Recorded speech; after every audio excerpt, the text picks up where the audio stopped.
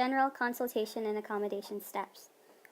The following outlines the general process of consulting and accommodating Amjanang. Initial contact. Notice of proposed project or decision is made to Amjanang. Any notice must be submitted to the Chief, the Council, and the Environment Committee.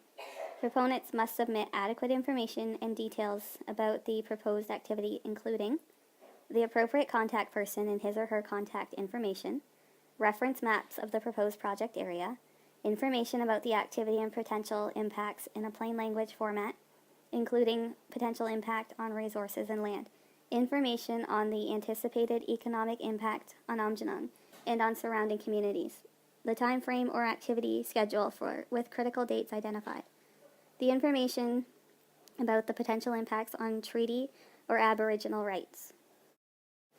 Information sharing. Following the internal review, a response will be sent to the proponent indicating the next steps and the appropriate contact person at Amjanang. This will likely take one of the three forms. 1.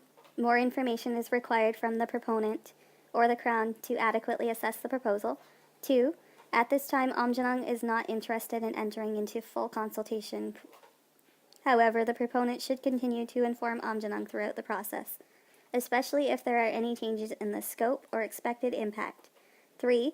Amjanang is considering entering into full consultation and requires more information and capacity.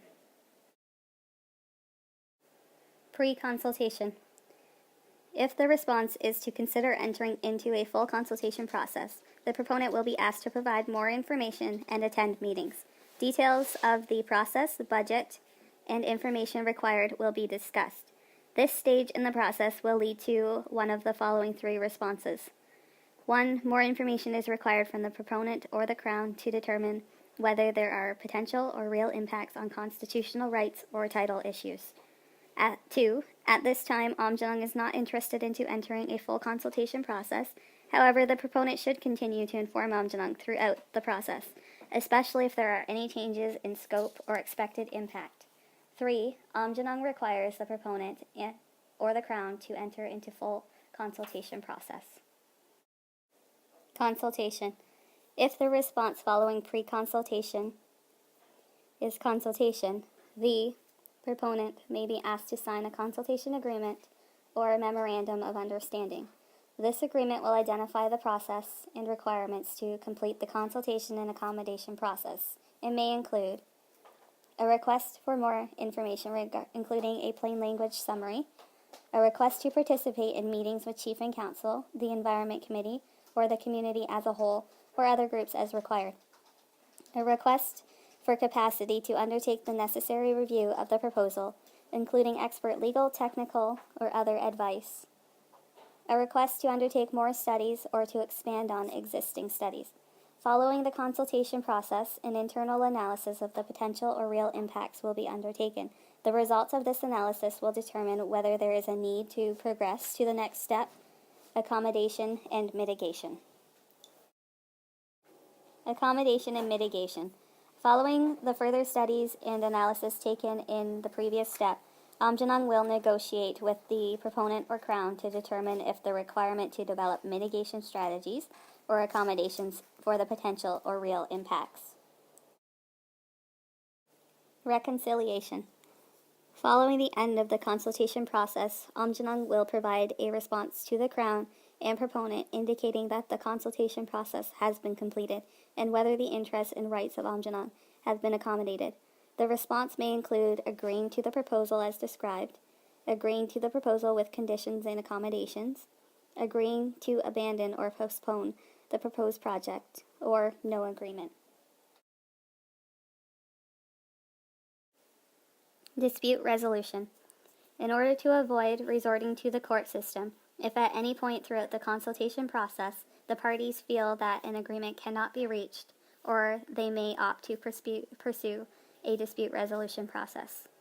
The dispute resolution process must be conducted in a manner where Amjanang has equal decision-making power, conducted in an impartial and mutually acceptable manner, and conducted in a timely manner. The process of consultation shall cease for the duration of a dispute resolution process. The Crown, Amjanang, and the proponent must be parties to any dispute resolution process. If the parties required in a dispute resolution process by subsection of 15.4 deem it appropriate, they may agree to grant standing to any Amjanang member or party in a dispute resolution. A third party may receive standing in any dispute resolution.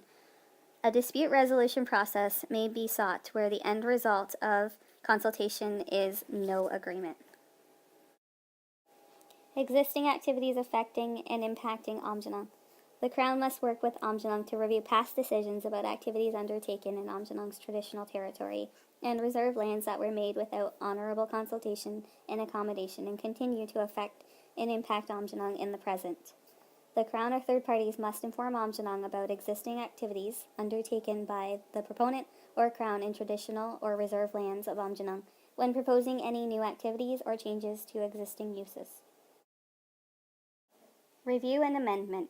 Amjanang shall review this policy regularly on at least an annual basis. Ongoing consultations are not affected by this policy that began before the signing date, unless agreed upon by all parties.